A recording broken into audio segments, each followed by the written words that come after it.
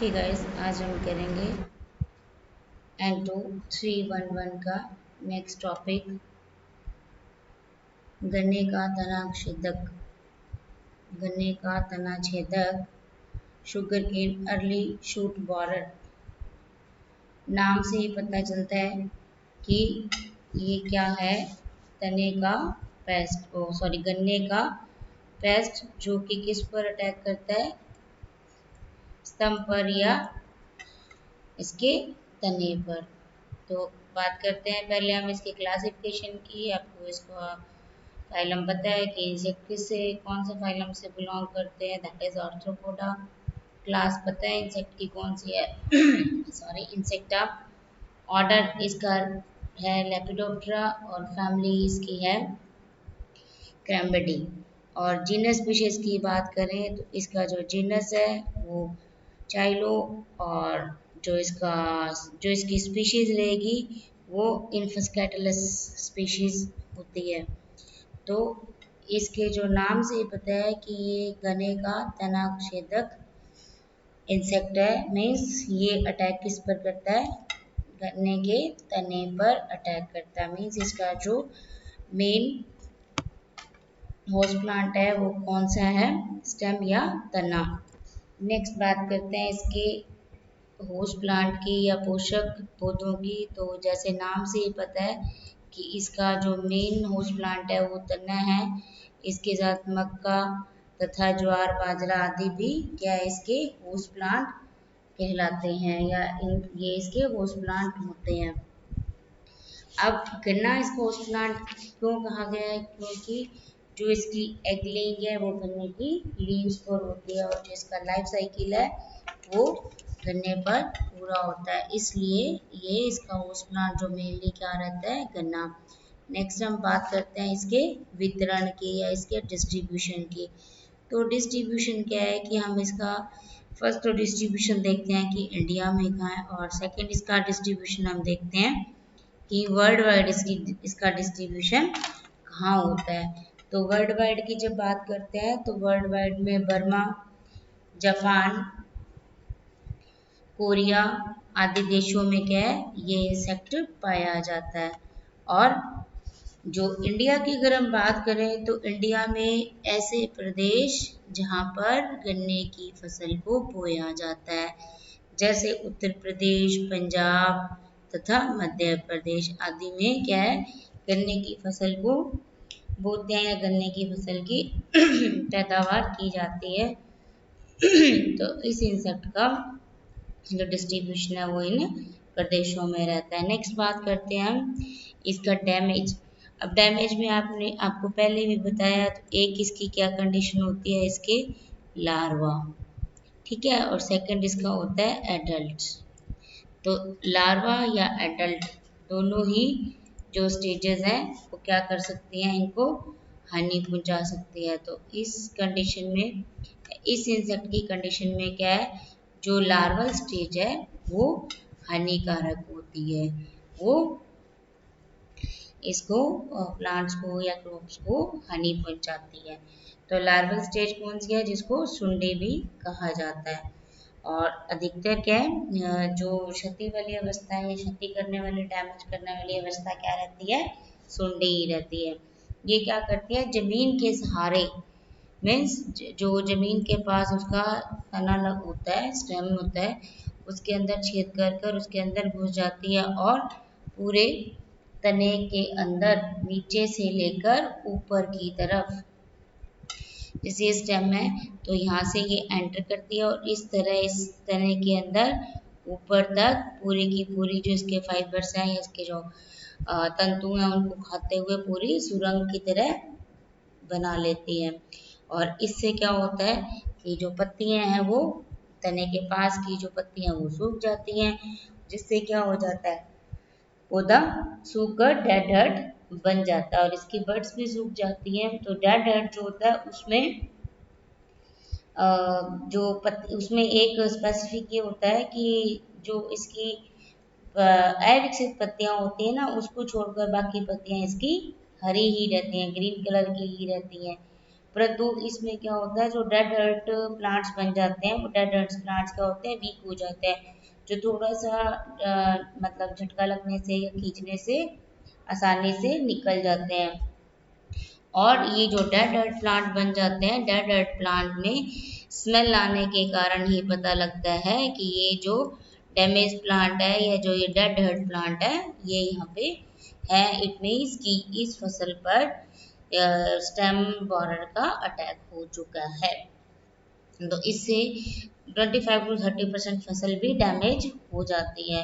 और उत्तर भारत में कब इसका अटैक होता है, अप्रैल से लेकर जून। मीन्स ये कब एक्टिव रहते हैं, अप्रैल से जून। सिंपल सी बात है कि अप्रैल से लेके जून तक की बात है। मीन्स ये गर्मियों में कंपैरेटिवली अधिक एक्टिव रहते हैं बजाय सर्दियों के।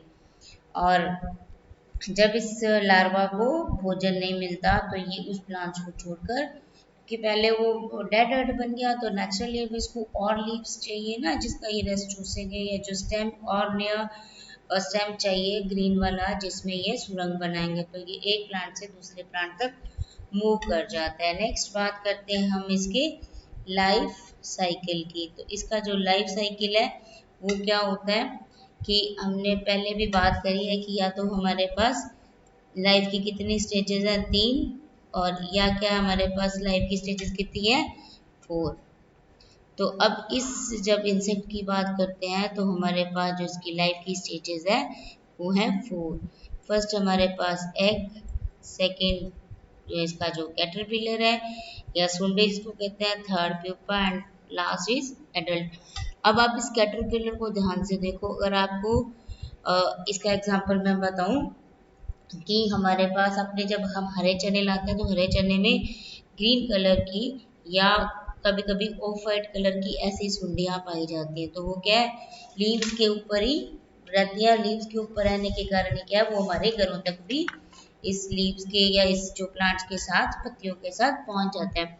तो आपने देखा होगा ना, उसके हर एक सेगमेंट में इस प्रकार के छोटे छोटे लेग्स निकली होती हैं, और ऐसे बॉडी पर उसके ऐसे ही हमें दिखाई देता है जैसे कांटेनोवा ऐसी स्ट्रक्चर्स होती हैं। एक्चुअली वो उसके ऊपर हेयर होते हैं। तो वो धीरे धीरे रेंग रेंग कर एक एक सेगमेंट को आगे बढ़ाते हुए दूसरी जगह तक पहुंच जाते हैं। इसी प्रकार क्या करते हैं, ये एक प्लांट से दूसरे प्लांट्स की पत्तियों तक भी पहुंच जाती है। अब हमारे पास फर्स्ट स्टेज क्या है, एग क्या है, फीमेल इंसेक्ट के द्वारा दिए जाते हैं। जब कॉपुलेशन की क्रिया होती है वो कब होती है, कॉपुलेशन की क्रिया के बाद जो फीमेल इंसेक्ट है वो एग लेइंग कब करते हैं, वो रात में। और कब करते हैं, जब पत्तियों की नीचे की सतह होती है, नीचे की सतह में जो स्टेम की साइड की सतह होती है, वहां पर ये ग्रुप में एग देते हैं। और ये जो एग है वो कैसे दिए जाते हैं, जनरली एग क्या है, ग्रुप में दिए जाते हैं। और ग्रुप में या 2-3 टाइप्स, जैसे कोई कुछ ऐसे इंसेक्ट्स होते हैं जो लाइन बनाकर लाइंस में इस प्रकार से लाइन में एग लेइंग करते हैं। कुछ ऐसे होते हैं जो ऐसे पास पास एग लेइंग करते हैं ना। और लेकिन इस इंसेक्ट में क्या है कि जब एग लेइंग की जाती है तो ये एक ऊपर ऊपर ही एग लेइंग की जाती है।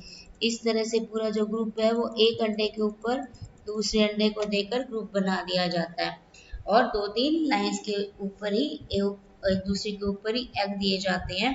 और ये एग लगभग 30 होते हैं, एक ग्रुप के अंदर 30 एग दिए जाते हैं। और ये जो इसके एग हैं इस बॉरल के, वो छिलके की तरह दिखाई देते हैं।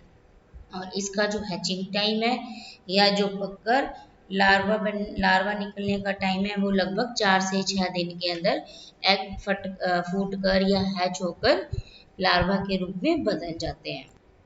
नेक्स्ट हम बात करते हैं कि जो ये कैटरपिलर है या जो ये सुंडी है वो कैसी होती है। उसका सिर काला होता है और उसका जो बॉडी है वो सेमी ट्रांसपेरेंट होती है। और ये क्या करते हैं, धीरे धीरे चलकर दूसरे प्लांट्स के ऊपर पहुंच जाते हैं। और शुरू शुरू में क्या करते हैं, लीफ शीथ और स्टेम जो होता है उसके बीच में ही रहते हैं। और फिर जब बढ़कर छेद करने लायक हो जाते हैं तो क्या करते हैं, वहां से हट जाते हैं। और उस अवस्था में क्या करते हैं, जमीन की जो सतह है, जैसे ये हमारे पास प्लांट है ना, तो इस प्लांट्स की जो जमीन की सतह यहाँ से ये छेद कर लेते हैं और छेद क्या करते हैं, जो इसका लार्वा है वो यहाँ से छेद करके इसके अंदर पूरी की पूरी स्टेम के अंदर इस तरह से सुरंग बना लेता है। और जो लार्वा प्यूपा में भी बदलता है वो भी क्या करता है, इस स्टेम के अंदर ही बदलता है। और ये जो सुंडी है, ये जो कैटरपिलर है, ये स्टेम के अंदर एंटर करके फिलामेंट्स को खाते हुए ऊपर की तरफ पूरी की पूरी ये सुरंग बना लेते हैं। और उसके बाद क्या करते हैं कि जब सुंडी है जो पूरी विकसित हो जाती है और उसके बाद ये पूर्ण विकसित होने में इसको 3 से 4 सप्ताह लगते हैं, मतलब लगभग 21 से 30 दिन के अंदर ये जो सुंडी है वो पूर्ण रूप से विकसित हो जाती है और इसके पश्चात ये क्या प्यूपा में बदल जाती है या कोशावस्था जिसको कहते हैं, बदल जाते हैं। तो नेक्स्ट जो हमारे पास थर्ड स्टेज आती है वो है क्रीमीकोश या प्यूपा। तो जब ये कैटरपिलर है ये पूरे विकसित हो जाता है, गन्ने को धरती की सतह से ऊपर एक छेद बनाकर इसे रेशमी धागे से बंद कर देती है। कौन करता है? इसका कैटरपिलर। कैटरपिलर स्टेम के अंदर एंटर करके जो छेद बनाता है उसको ये रेशम के धागे से बंद कर देता है और ये जब अंदर एंटर कर जाता है तो ये क्या करता है, प्यूपा की फॉर्म में बदल जाता है या क्रीमी कोश बना लेता है। वो जब एक कैटरपिलर क्रीमी कोश बनाता है तो इसका जो मुंह है उस छेद की तरफ होता है जो बनाकर ये अंदर की ओर एंटर करता है, तने के अंदर एंटर करके, और ये छेद की तरफ ही मुंह करके प्यूपा या क्रीमी कोश में बदल जाता है। और ये क्रीमी कोश जो अवस्था है ये लगभग एक सप्ताह की होते हैं। एक सप्ताह के बाद इसमें से फ्रूट निकलते हैं। और यदि जो सीजन है या जो मौसम है वो क्या हो, सर्दियों का हो, तो ये जो लार्वा है या कैटरपिलर है ये किसी भी प्रकार की एक्टिविटीज नहीं करते हैं, मीन्स ये प्यूपा में बदलते नहीं हैं, ये उसी स्थिति में शीत निष्क्रियता में रहते हैं। और जब सर्दी खत्म हो जाती है और गर्मी मीन्स मार्च के महीने के आसपास ये एक्टिव हो जाते हैं और ये क्रीमी कोश में परिवर्तित हो जाते हैं और जो क्रीमी कोश से फ्रूट में परिवर्तित हो जाते हैं। और फिर ये क्या है, कहाँ से बाहर निकलते हैं, क्रीमी कोश से फ्रूट तो बन गए। फ्रूट बनने के बाद ये जब एडल्ट बन जाते हैं, वो एडल्ट जो छेद किया होता है, किसने छेद किया, जो कैटरपिलर स्टेम के अंदर छेद करके रेशमी धागे से कवर कर जाता है, उस छेद में से फिर ये एडल्ट बाहर निकल जाते हैं। अब हम बात करते हैं एडल्ट की। एडल्ट क्या होता है, ब्राउन कलर का होता है और इसका जो पंख विस्तार है वो लगभग 4 सेंटीमीटर तक होता है। और ये जो एडल्ट होते हैं, एडल्ट इंसेक्ट होते हैं, फ्रूट किट होते हैं, ये निकलने के बाद रात के समय कॉपुलेशन क्रिया को करते हैं या मैथुन क्रिया को करते हैं। और 2 से 3 दिन के बाद ही जो फीमेल इंसेक्ट है वो एग लेइंग शुरू कर देती है। और इस इंसेक्ट का लाइफ साइकिल लगभग 34 से 44 डेज में पूरा हो जाता है। अब देखो ये हमारी है फर्स्ट डेज है ना, फर्स्ट डेज से 4 से 6 डेज में किसमें कन्वर्ट हो गया, जो कैटरपिलर है या जिसको हम लार्वा कहते हैं या जो सुंडी अवस्था होती है। थर्ड हमारे पास जो अवस्था आती है वो है प्यूपा या क्रीमी कोश। और फोर्थ हमारे पास है एडल्ट। तो अब ये जो एडल्ट में कन्वर्ट हो जाते हैं उसके बाद कॉपुलेशन प्रोसेस के जस्ट 2-3 डेज बाद एग लेइंग शुरू हो जाती है। अब ये क्वेश्चन है जी, ये हमें आप हमेशा इंसेक्ट में ध्यान रखो, ये जो 2-3 पॉइंट्स है जो स्पेसिफिक कैरेक्टर्स भी होते हैं इंसेक्ट के, कि जो इसमें मेटामॉर्फोसिस है वो किस प्रकार का पाया जाता है, that is complete Metamorphosis. Her insect में याद रखने की बात है। और अगर आप लोग एक एक इंसेक्ट का ये जो वीडियो देखेंगे और अगर आप इसको रीड करते हो तो आपको आसानी भी रहेगी डिफ्रेंशिएट करने की, डिफ्रेंशिएट कर पाओगे कि किस किस इंसेक्ट के प्रॉपर क्या क्या स्पेसिफिक कैरेक्टर हैं। और इसकी जो लाइफ साइकिल है 34 से 44 डेज की होती है। अब एक साल में कितनी जनरेशन देते हैं, 8। कितनी जनरेशन मिलती है, 8 जनरेशन, 8 पीढ़ियां एक साल में ये तैयार करते हैं। तो मीन्स इसकी जो प्रोसेस है बनने की या इसकी जो डेवलपमेंट प्रोसेस है वो कितनी फास्ट है कि 8 जनरेशन हमें 1 साल के अंदर मिल जाती है। और उसके बाद क्या है, उत्तरी भारत में जो ये इंसेक्ट है ये लगभग अक्टूबर से फरवरी तक कैटरपिलर अवस्था में ही रहता है। वो पहले भी अभी डिस्कस कर चुके हैं कि अक्टूबर से लेकर फरवरी तक क्या होता है, सर्दी का सीजन, और सर्दी के सीजन में ये जो इंसेक्ट का लार्वा है वो डीएक्टिवेट होके इनएक्टिव होके कोई भी क्रिया को नहीं करते हुए शीत निष्क्रियता को दर्शाता है। और फिर कब एक्टिव होता है, अगेन जब मार्च आता है तो एक्टिव होकर ये प्यूपा और प्यूपा से फिर ये प्रोड में बदल जाता है। और जो दक्षिण भारत की बात करें तो दक्षिण भारत में ये पूरे साल ही सक्रिय पाया जाता है। क्यों सक्रिय रहता है, बिकॉज उत्तर भारत के कंपैरेटिवली दक्षिण भारत का टेम्परेचर हमेशा ही राइज रहता है, मतलब उसमें इतनी ज़्यादा सर्दी नहीं आती कि ये इंसेक्ट शीत निष्क्रियता की प्रोसेस को दर्शाए। जबकि उत्तर भारत में जो टेम्परेचर है वो माइनस तक भी पहुंच जाता है। और ये जो इंसेक्ट है वो जितनी सर्दी ज़्यादा होगी ये इंसेक्ट शीत निष्क्रियता को ही दर्शाते हैं। तो ये भी एक स्पेसिफिक करेक्टर है कि उत्तरी भारत और दक्षिण भारत में ये दोनों ही एरिया में एक ही इंसेक्ट दो तरह से बिहेवियर शो करता है, और that is cause of environment variation या टेम्परेचर वेरिएशंस के कारण। तो ये जो स्पेसिफिक करेक्टर है अलग अलग इंसेक्ट के अलग अलग हैं। एक केस की लाइफ की स्टेजेस कितनी है, किसी में 3 है, एग, लार्वा और प्रोड, और किसी में हमारे पास 4 स्टेजेस हैं, egg, larva, pupa and adult. तो ये स्पेसिफिक हमें ध्यान रखना है कि किस इंसेक्ट की जो स्टेजेस क्या है और ये इंसेक्ट की कौन सी स्टेज डैमेज करती है ना, क्रॉप को जो डैमेज करते हैं वो क्या स्टेज डैमेज करती है, उसका अडल्ट करता है या उसका लार्वा करता है। थर्ड, इसकी जनरेशन कितनी बनती है, तो ये सबके एक स्पेसिफिक करेक्टर है। और जो बाहर से दिखाई देने वाले जैसे पंख कैसे हैं, काले धब्बे हैं, लाइनिंग है, वो ये उसके मॉर्फोलॉजी करेक्टर है। तो ये हमें ध्यान में भी रखना है कि ये जो इसका लाइफ साइकिल है उसमें कितनी स्टेजेस है और इसका प्रोसेस कैसे होता है। नेक्स्ट हम बात करते हैं कि यदि हम चाहते हैं कि इसका जो कंट्रोल है, इसका जो अटैक है वो ना हो, उसके लिए हम क्या क्या प्रिकॉशंस ले सकते हैं, क्या क्या सावधानियां बरतनी चाहिए। और सेकंड, अगर इस पे अटैक फसल पर इस इंसेक्ट का अटैक हो भी गया शुगर केन स्टेम बोरर का, तो हम उसको कैसे कंट्रोल कर सकते हैं, इसके बारे में नेक्स्ट देखते हैं।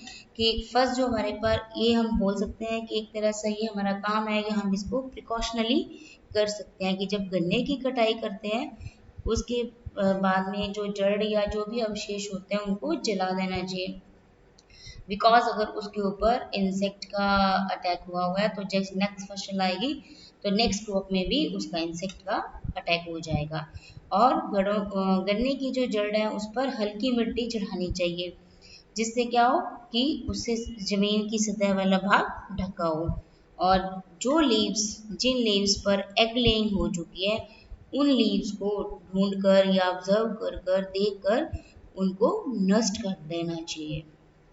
नेक्स्ट क्या है कि जो खेतों में पानी है उसको रुकने नहीं देना चाहिए, इसको स्थिरता को रोकना चाहिए, है ना।